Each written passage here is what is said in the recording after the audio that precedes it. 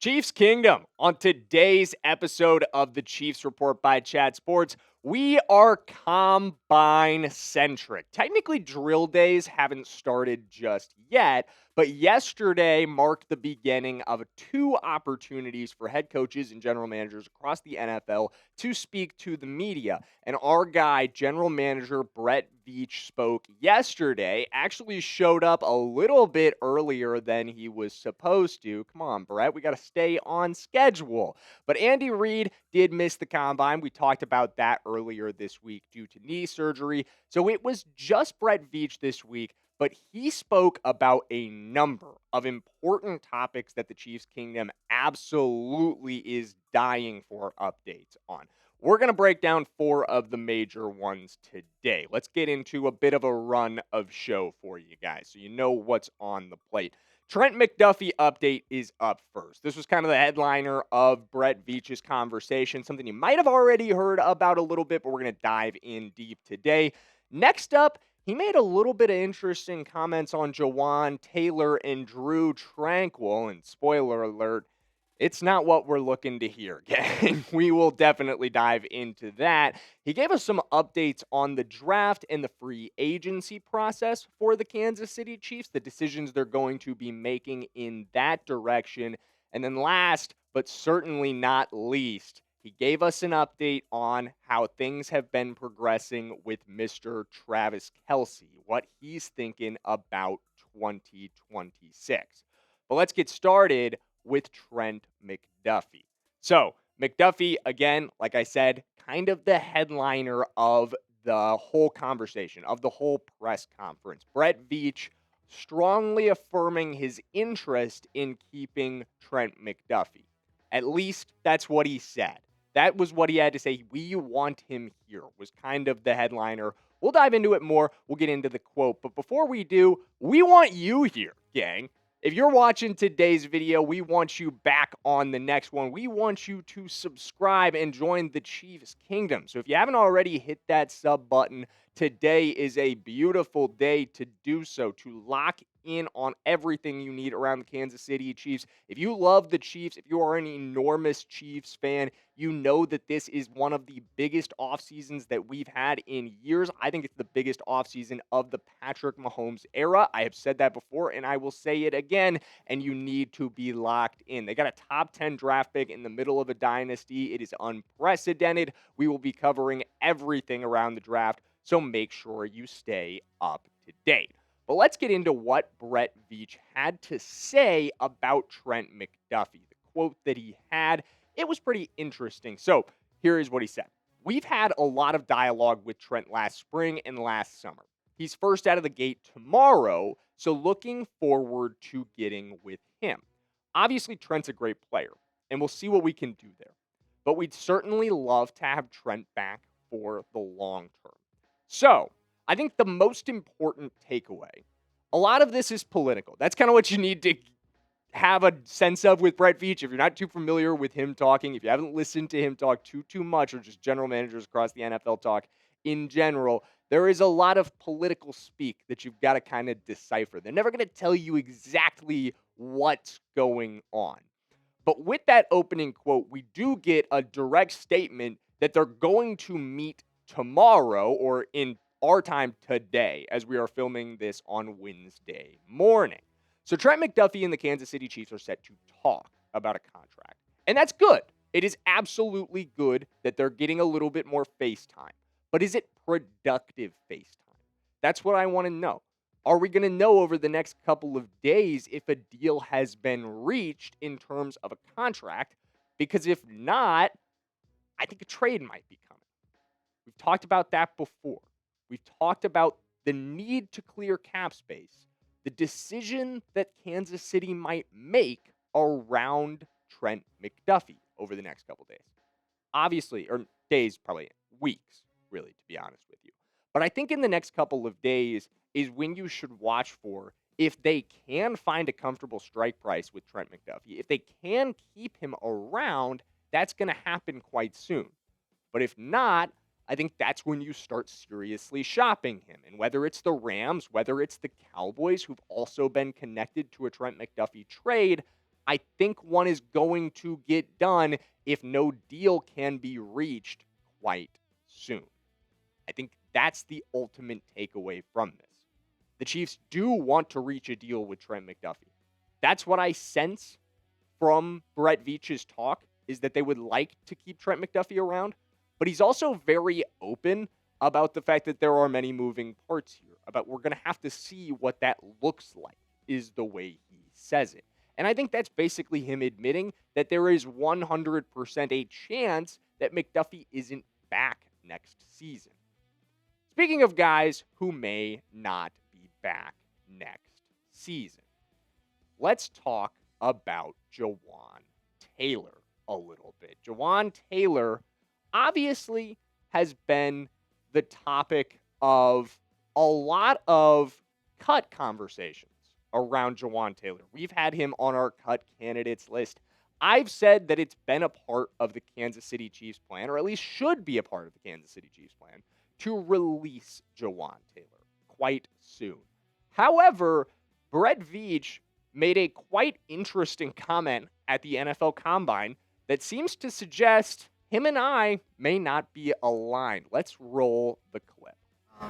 So with Jawaan, Mike Dana was a little unique and different. Mike Dana was in the building this week. I had a chance to talk to Mike, and you guys know Mike. I mean, he is as good as it gets. Just a tremendous player in person, and have a lot of respect for him, and wanted to just have that opportunity, since I saw him this weekend, to just let him go out there and see what his market is, and we'll remain in contact. And I think with, guys like Jawaan and Drue Tranquill, someone asked me about it earlier, these guys started for us, and they play a lot of football for us. And again, our cap situation, I don't know if we're 6 or 7 over, but I think we have $60 million in convertible contracts too. So I mean, we have many different ways to attack this, and I think that's the one thing that we've been good at. We don't do a lot of money pushed out in the future years, and I think we run a pretty tight ship there. So this gives us flexibility to do different things. So again, that's part of the process with all those guys, and we'll see how the scenarios shake out. Oh no, is my primary takeaway from that clip, guys. When Brett Veach talks about Jawaan Taylor and Drue Tranquill, less so Drue Tranquill, I'm okay with the idea of keeping Drue Tranquill. We've talked about that before. Drue Tranquill might be a valuable piece of this defense next season. It's not set in stone that he's going to be released. I'm not pushing for that anywhere near as much as I am Jawaan Taylor. But when you call them both valuable starters, when you say it's a different situation than it is with Mike Dana, and maybe it is to some degree. Maybe that's why Dana happened a little bit earlier. I think he gave us some context on that with them having met in person over the weekend. Excuse me. But you've got to let Jawaan go. You've got to do it. We have talked about this over and over again. Cap savings here are invaluable to the Kansas City Chiefs. And as Brett Veach says, there are other ways to get those savings, and we're going to get into them in a second, what he's kind of hinting at when he talks about convertible contracts. But this is the path that you want to take. That is not what I want to hear, the conversation about convertible deals. But Jawaan Taylor is simple. You cut Jawaan Taylor, you have the succession plan in place at right tackle, whether it's with Wanye Morris, whether it's Essa Pillay or Jalen Moore, most likely going to be Jalen Moore or Essa Pillay at the end of the day, stepping in to fill that role, and you can move on from Jawaan Taylor, and you can save the $20 million.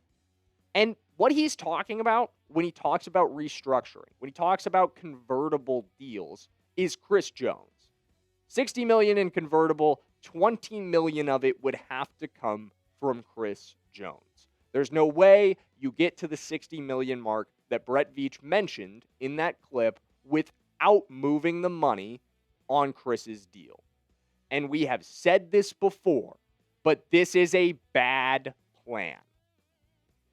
I can't explain it to you in any other ways. I have to hope that this is not the plan for the Kansas City Chiefs, to roll money down the line with Chris Jones, to make a contract that, to be honest with you, is already an albatross, even more of an albatross, something you even more cannot get out of.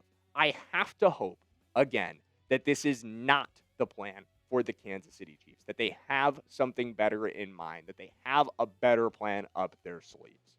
But I've got a plan for you for St. Patrick's Day that is much better than the Kansas City Chiefs' awful cap space plan. I've got this Kansas City drinking team merch. We just rolled these out. It's the first ever piece of merch on the Chiefs Report by Chat Sports. So it's pretty milestone, pretty landmark, you might say. And I think they look absolutely awesome. If you want to be able to rep the Chiefs Kingdom on St. Patrick's Day and still be rocking your green, we've got you set in our green option. But it is Kelly green. So if you don't want to be seen as potentially representing the Philadelphia Eagles, we've also got you on lock with a black option as well. These look great. I think that you could rock them year round, but they're awesome for St. Patrick's Day. If you want to pick one up, they're at chatsports.com/KCGreen to get yours. Once again, that's chatsports.com/KCGreen to pick up your Kansas City Chiefs drinking team tee. And let's continue with more of what Brett Veach had to say about the draft and free agency, about the Chiefs' plans for these things. And to be honest with you, this first clip that we're going to play for you, it's very much about his draft process. I think it's an interesting question that he gets asked at the end of the day here, with someone asking him, what could make you take somebody off of your draft board? What other than medical could lead to somebody being removed from your draft board? And I want you to pay attention to what Brett Veach answers in that department, what Brett Veach has to say, and we're going to break it down more in 1 second. Outside of medical, what could change your board? Outside of medical, what could change your board here? What's that? Outside of medical stuff, what could change your board here? Well, I mean, talking football, and you know, every position group is different, right? And I'm sure most GMs would tell you that, and most coaching staffs would tell you that. But there are certain positions that how they process information, and now look, this is only 20 minutes, so we're not gonna like throw a kid up there, kill a kid, but it's a start, and then you have your informal time here, you have potentially formal time here, you have Zoom opportunities now, and then you have in-house 30 visits, and our coach can go visit them. So I think sometimes when there's a question, I don't think anything's determined here. I think it's part of the process. And so, we've had a couple guys yesterday that, just some of the football knowledge stuff we weren't sure on, and they kind of nailed it, and we were really impressed. And only 20 minutes on the other side there, we're going to make sure that is what it is. But our college scouts do a great job of painting the picture and having me, the coaching staff, everyone in that room prepped for here's the player, and here's the background situation, here's where he's from, and here are the things. Some of these guys are smart, they just don't articulate it well. So it's just seeing the whole puzzle piece come together. And like I said, I don't think we take a bunch of names off, but it's just a pathway to keep digging and getting as much information as possible. Shout out to our Boots on the Ground team in Indy for getting this footage of Brett Veach once again. But the big takeaway from this clip, in my opinion, watch who they meet with at the Combine. Watch who they meet with at the Senior, or watch who they did meet with at the Senior Bowl, I should say. These meetings, this FaceTime with prospects, that being the first thing that comes to mind when Brett Veach is asked what could knock a guy off of your board entirely. It's the meetings that they have. These are the moments, and this is true of every single team in the NFL. This is not just Chiefs specific. This is a moment where you lock in on a draft prospect. You're like, this is a guy that we are very much in consideration of. We're bringing him in for an interview. Watch who is brought in.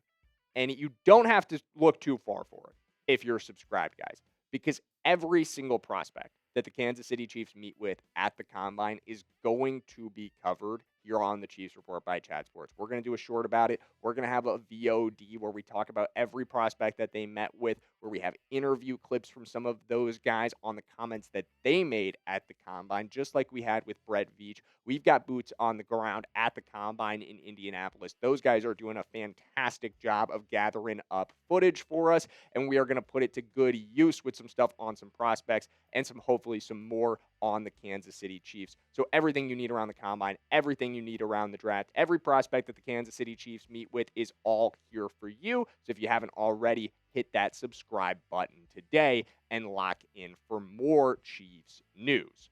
But let's get into the second clip that he had around the draft. And this one is also interesting. This one is specifically, and I feel like every year somebody asks a general manager this question because it kind of leads to them giving you a little bit of insight into the draft plan, maybe more than you would have thought. What's the difference, or how do you weigh the value, or I guess the balance between drafting best player available and drafting for need? So that was kind of the setup question for this answer from Brett Veach. I want you to kind of pay attention to what he has to say. Yeah, I mean, it's a great question. I mean, I think there's the old school. I mean, you're always going to O-line, D-line. Those positional values are there. You see them in free agency. But at the same time, I mean, arguably some of the best players in this draft are maybe at non-premium positions when you look at the Ohio State linebacker, the Notre Dame running back, the safety at Ohio State. So I mean, those are really, really good players. It's hard to find faults with their tape. I really saw it. But again, some of those more premium positions, interior D-line, edge rushers, they're hard to find. And with those guys, the problem with those guys is they're hard to find, and then they don't really become available in free agency. Some of those other positions, they're good players. You'll probably eventually get a chance to get some of those positions in free agency. So that's kind of the things you just have to weigh, kind of go through and weigh out all the options. But at the end of the day, I think you just want a guy that's going to come in here and be a great contributor on the field, off the field, and stick to that old mantra, take the best player available, right? So there's a specific comment in there that I think gives us a little insight into what exactly will be the process of weighing this balance, of finding this balance between premium draft value at the position and premium player because of their talent. He mentions three specific players, but he also mentions the idea that positions have to be weighed in the draft against whether or not you can find these guys in free agency, whether or not you can find their positions in free agency. Are they themselves likely to hit free agency at some point in the future? So the three guys, or I guess you could say four guys that he mentioned, are Jeremiyah Love, we'll go with as the running back from Notre Dame. Because again, he didn't put names on any of these guys. He said running back from Notre Dame, the linebacker from Ohio State. This is the one where your guess is as good as mine, whether he meant Sonny Styles or Arvell Reese, two very good linebackers from Ohio State, both likely to be off the board in the top 10. And honestly, guys that we haven't talked about too much because I don't really feel like either of them will be available for us. And Caleb Downs, somebody that we have talked about, that has to be the safety from Ohio State. No big guessing on that one. And we definitely have talked about Caleb Downs. As if he's there at 9, you have to take Caleb Downs. All of that is very interesting, but I think Jeremiyah Love himself, or at least the running back position, kind of got another mention, another nod from Brett Veach. Unfortunately, we didn't get a clip of this from our guys at the Combine, but here's the quote. Here's what he had to say. He said, "Certainly, we want to get more explosive in the running game. We've invested in that interior with Trey Smith and Creed Humphrey. Certainly they have. Two of the best in the league, and we thought Kingsley made a big step up.